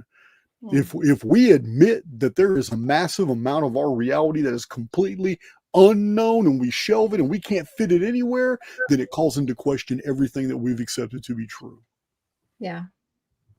Yeah, it's true. And you always have to hold out that you don't know everything, but that's what gives you the excitement, learning or finding something new and building on what you know. That's kind of where I go with it. I also think it's dangerous to kind of put too much of a stake in the sand and say this is absolutely the final word on this one thing, because there's always more to the story, similar to what you were just saying. Like, we have to be open to adding and, changing a little bit here and there when we've got something not exactly right. But yeah, I mean, I'm an analyst. My mind is an analytical mind. So what I do is I don't just, a lot of what I actually post on my videos, I've been studying for a few years. I don't leap out with new information as soon as I find it. I tend to keep my documents, highlight here and there, bring things together. I'm kind of always bringing in threads from other things that I've found. And it takes time. Like, I don't think there's anyone that can just keep on, having a brand new thing every day. You have to have people engaged, kind of like your channel's obviously very good at that. You have people that are constantly engaged and understand the lay of the land as you've been learning and teaching. So that's kind of where I'm at as well. I bring people along with me. I call it a journey, and we just discover as we go along. And I learn much from them probably as they learn from me. Yeah, believe me, I'm not criticizing at all. I also tell my community they got to beware too, because there comes a point in the growth of the soul right here in the construct that learning becomes an impediment to knowing. There's going to come a point in your walk, no matter what you're doing, that you're going to find that, okay, I have gone as far as I can with this material, whatever it is right here.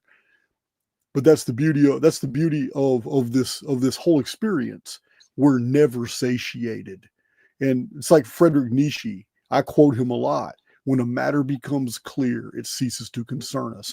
Once you've got something, you got to let it go, because that's the only way you're going to discover more. If you hang on to something that you've discovered and don't look elsewhere, you're not going to find anything else. It becomes a danger. Actually, learning becomes an impediment to knowing.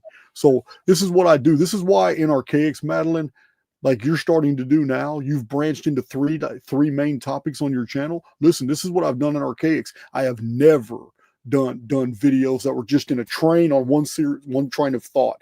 We go in multiple different directions, because that's the only way we're ever going to build, grow, mature, and learn.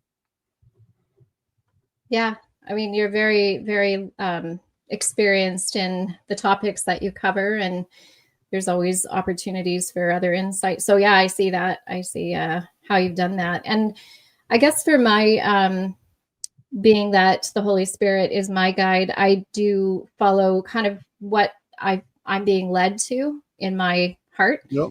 And that's my connection. And even if it was to kind of stop at any point, I would be okay with that personally, because for me, as much as, this is a wonderful experience and I'm glad that I'm able to do it, and I'm thankful for everyone that's involved. If God told me to stop tomorrow, that would be fine with me. So I keep just doing what's in my heart to do. And that's my process. Listen, I get it. And you're a prodigal daughter. I often call us prodigal souls, because that's what it is. We have to go out into the dark in order to find the light. The light's not going to come to you. Everything here is earned. Spirituality is unlike the ways of the world. In the ways of the world, people are handed their lives, and then they create backstories as to why they're so successful. We come into contact with this all the time. All these backstories are absolute BS. These people are born millionaires, born billionaires. They're born into success. These giant podcasters, they were handed these things. We already know this. We've seen the backstories. They're almost all BS. Mm-hmm. There are a few exceptions. But the Yeah. prodigal souls are those who went out and made their own way. And these are the ones that God honors. These are the ones that the oversoul pays attention to the most. It's never the ones that never left home and never took the risk, never went out and did the adventure. This is the parable of Jesus.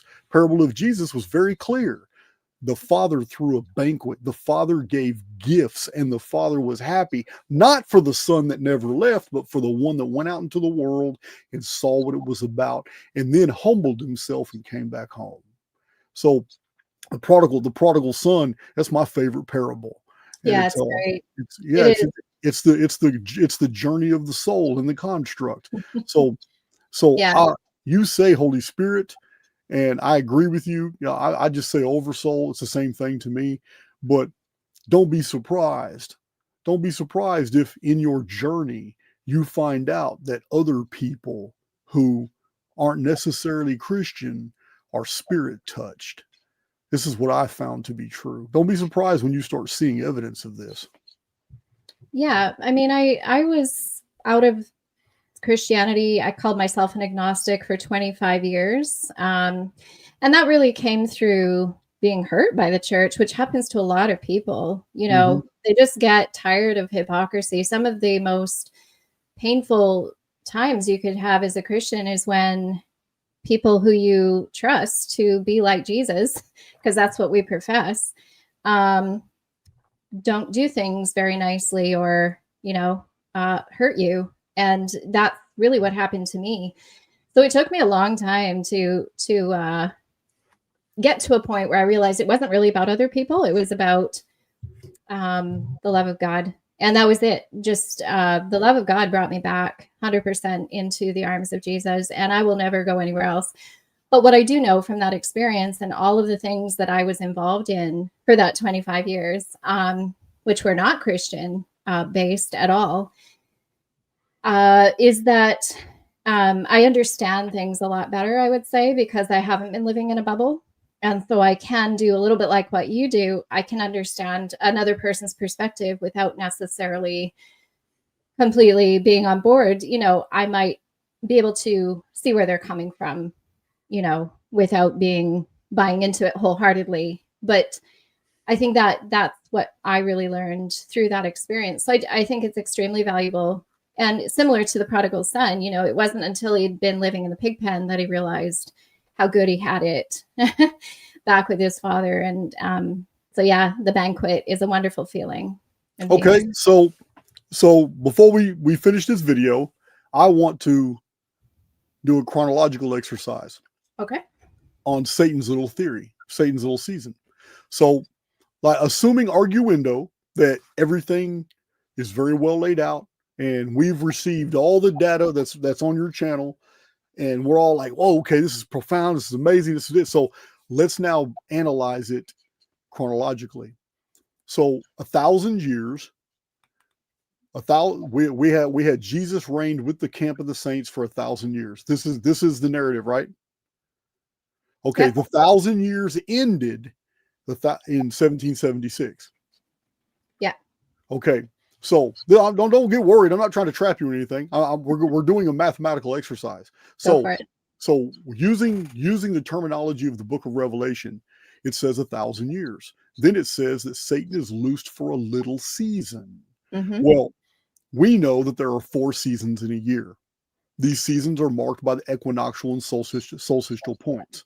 So if scripture is going to default to a seasonal terminology, and yet it's on a chronology of 1,000 years prior to that, antecedent, then we're looking at, if that 1,000 years is like a great year of scripture, you remember, the reason my reasoning is this: a day unto the Lord is as 1,000 years.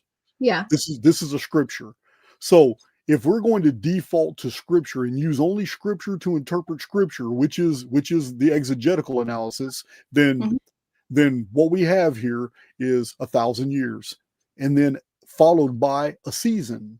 Well, blending the two concepts using scripture, then that means the great year was 1,000 was a unit of one. The great year. So if you divide a year into four seasons, each season is 250 years, correct? Yeah. So let us, what is 250 years from 1776? Anyone? I think it's this year or next year, isn't it? Isn't it 2026? 2026, yeah. Is it? Yeah. 250 years from 1776 is 2026. The quarter. All right. So, Madeline of Leaving Babylon. Next year in December, I will invite you back to my channel and we're going to talk about this 250 years and what happened. No, what I'm saying it's I'm just teasing you. I'm just saying this is so this explains why I'm seeing more and more YouTubers leaning on 2026. Have you heard this before? Yeah, it is a very popular. I'd say it's the most popular theory for timeline and chronology. So okay, so if 2027 comes around, there's going to be some really upset theorists. Yeah, I mean, I'm like you. I don't really necessarily lay my claim on something arbitrarily. I think it's an interesting theory for sure. But the other thing I would say is that they have changed timelines a lot. And so if there was, we haven't really talked about the mud flood, but considering this kind of takeover happened around the end of the 17th century, let's say around the time of the French Revolution, and then up until the signing of the Declaration of Independence, you have a time period that's a little bit unknown because in my mind, they were actually rewriting history. They were setting up the new education programs, all the indoctrination, all of the new religions, all of that kind of stuff. So yeah, I mean, if we're going strictly by what we know and this kind of chronology that's known to us now, then that would be 250 years. And I'm certainly keeping my eye on it. I mean, next year we have the 250th anniversary of the United States. So that's going to be happening, this big party, apparently, held by Donald Trump. He is building a new part of the White House. You know, there's a lot of people that would say that Trump is representing that final approach to this Gog-Magog event, which is also mentioned in Revelation 20. And he's kind of leading these nations against the camp of the saints and the beloved city. There's a big ramping up of the, you know, if the Arctic is where Zion is, there's a lot of activity going on, seismic and military related in that region. And Trump is, you know, talking a lot more about nuclear weapons and building military. You know, they have a lot of other things going on. And if, you know, kind of what we talked about, these two wings of the bird kind of playing the same program. So if you look at Russia versus America, they're leading us along this storyline, coercion. You know, it's like a coercion of mankind into what they want you to believe is happening. They're leading us down multiple storylines. Yeah. Because this leaves it open. It leaves it open for them. This is why you have so many commentators, these pundits. This is why you have social media influencers that have sold their soul, that are on certain topics, just die hard. It's because these intelligence agencies need these narratives in place because they don't know which direction they're going to go with whatever's happening in the world at that time. This is why alien invasion is always on the table. This is why Hollywood is always going to drop an alien invasion movie. You know, I mean, this is why major earthquake movies, you know, with California dropping into the sea, we're seeing them over and over and over. They keep these narratives in place. Alien abduction. They keep that narrative in place because if there's going to be a disappearance of a lot of people, they need the fallback story with narratives already in place.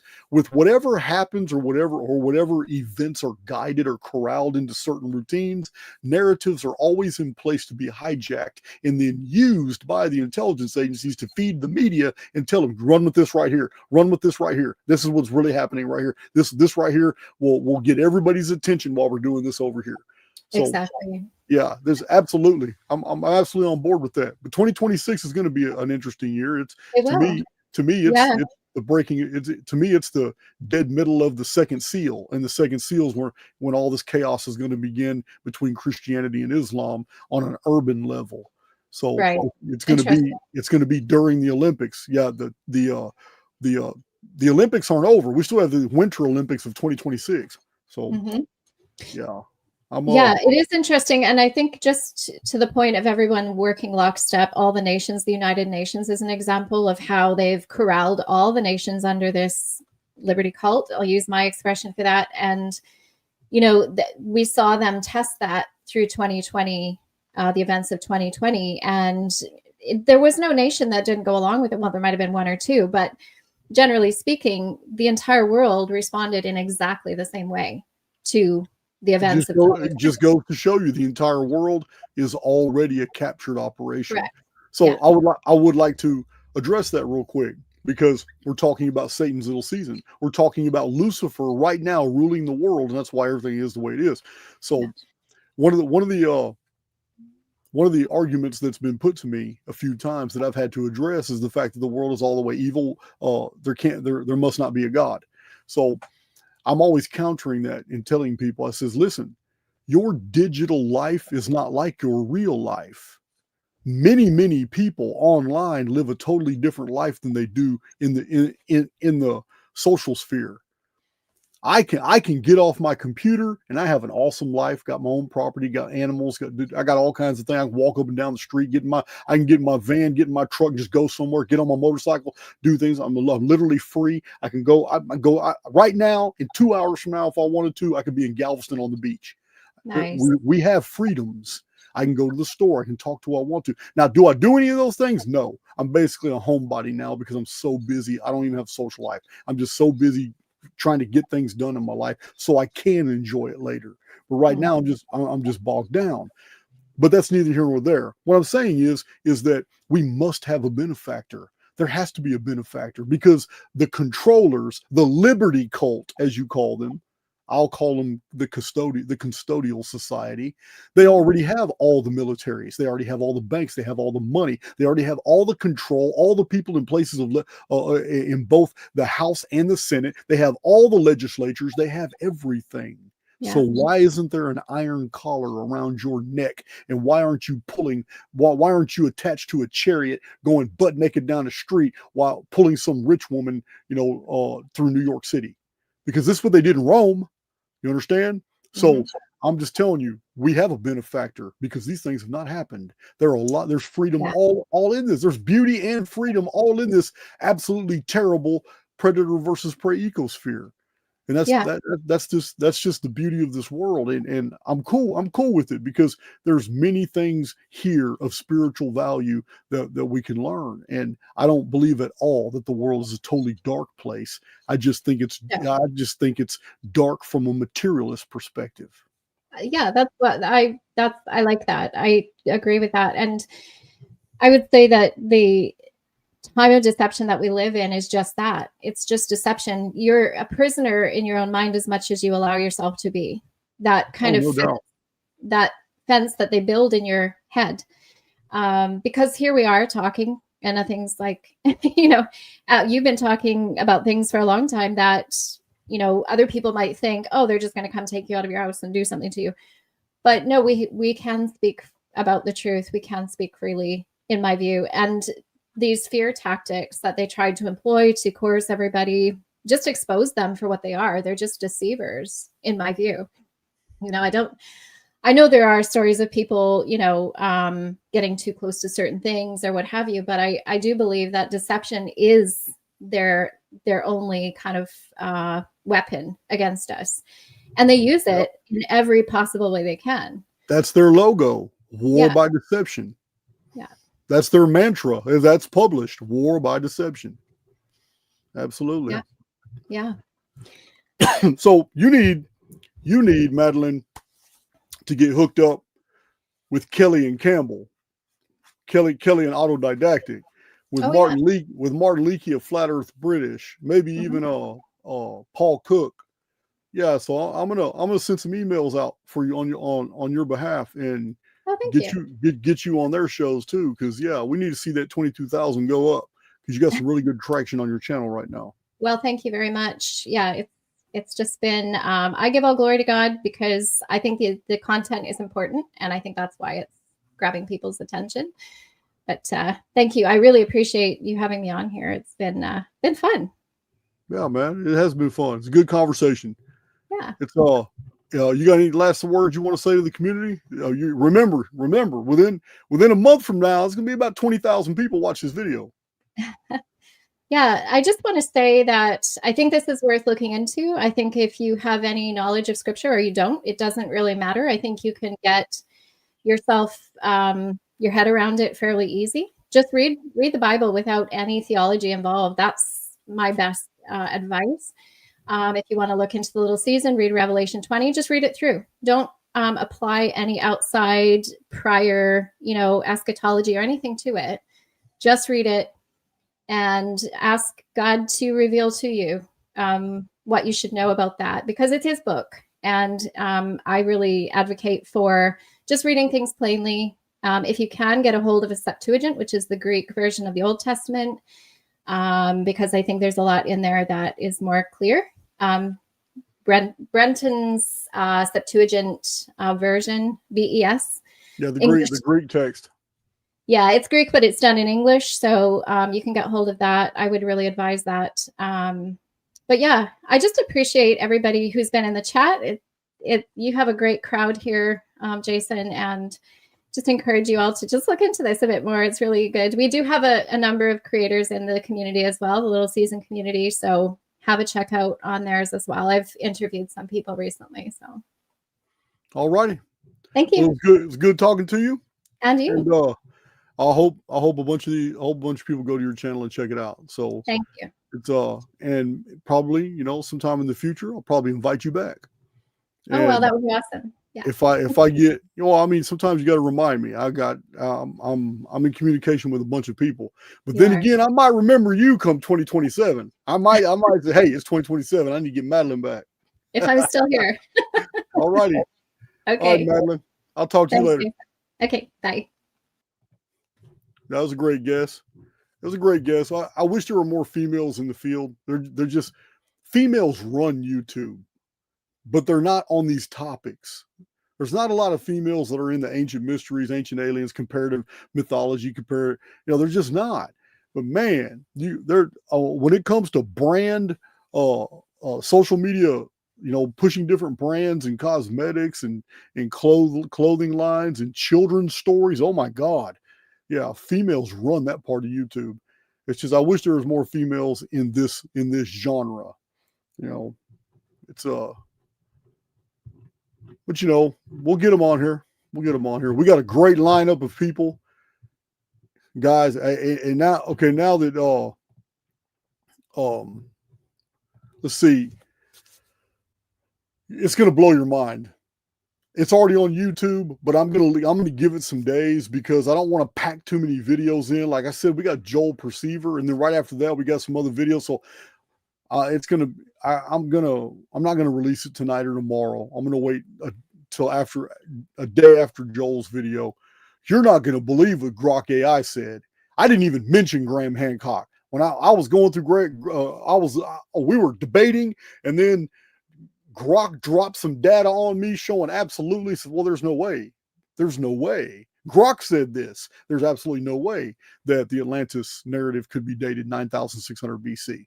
And here's all the reasons why. And pulled up arguments that I didn't even make. But did also mention some of them I did and went through the whole thing. And listen, I didn't offer. I'm going to show you because it's on screen. There's no way to manipulate it. It's right there on screen. I showed each prompt, what I asked Grok, the data I dropped, I put it in there, and back and forth. Grok and I went back and forth in all the way. And Grok was dropping archaeological facts, anthropological facts, collating all the data in real time. And as we scrolled all the way down, I mentioned that there's just entirely too much grift in the field, man. People making false claims and all that. And Grok took off and named a whole bunch of people. And the very first one was Graham Hancock. And Grok even said this, and you'll see it yourself.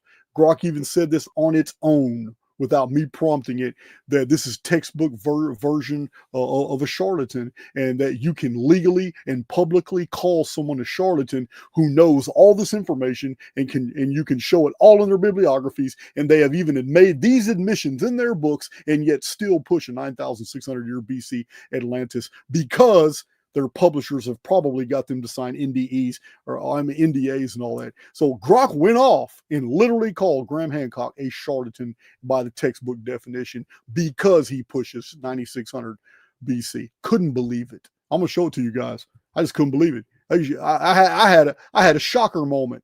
I had a shocker moment that my debate with Grok quickly turned into something else. It became a chat.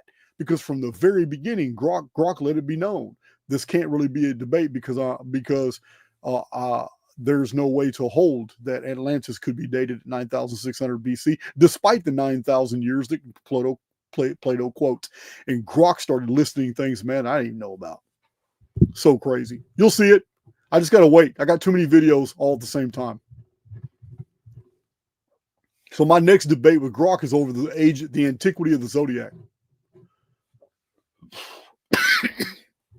Oh, this is one of the shirts from, I believe this is one of the patterns Cheryl made for on the Archaix Shopify site. The link below. That was great. Madeline's great. Check out her channel. You know what I mean? Everybody needs a boost. Yeah, she seems to be doing much better than I was when I was at 22,000 subs. But everybody needs a boost. She's genuine. And that's what it's all about. I mean, this is something I have been telling you guys from the inception of my channel.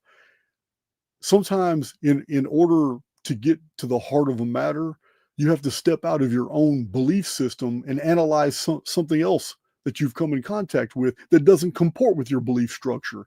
You've got to be able to go through it. You have to pull. Basically, it's the genius of Callisthenes.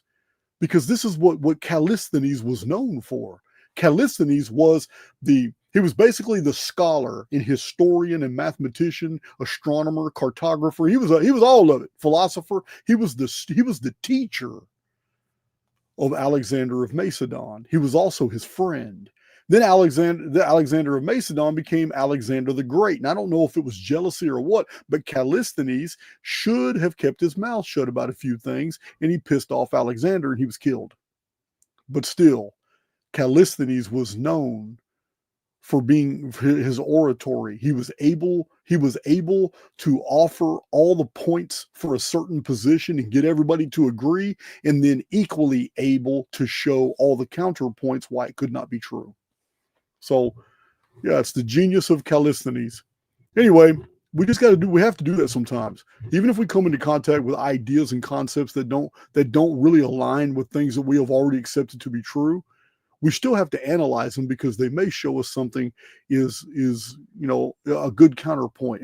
And often, as I've said before, some of the greatest discoveries I ever made were in the books that I didn't even want to read. I was just in prison, and at that time I had nothing else.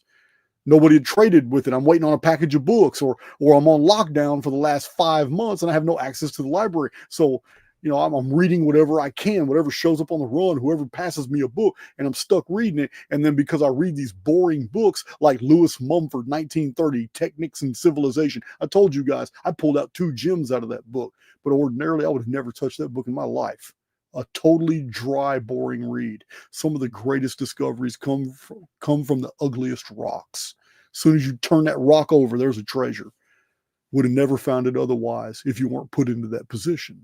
So anyway, that's today's video. Madeline was a great guest. Leaving Babylon, come out of her, my people. Anyway, I'm making a bunch of changes in Archaix Underground. I already made them. I got a few things to edit and do, but other than that, if you're not in the underground, you just aren't. You're struggling on X. You're struggling on Telegram. You're struggling on Facebook. You can come to Underground. It's a truther hub. Yeah, it's a truther hub. It's not just Archaix. It's all kinds of stuff. I'll do a video tour of it so you guys can see it. But anyway, I'll see you guys tomorrow with Joel. You guys know I love Joel. Joel goes by Perceiver on YouTube. Till then, I will holler at you.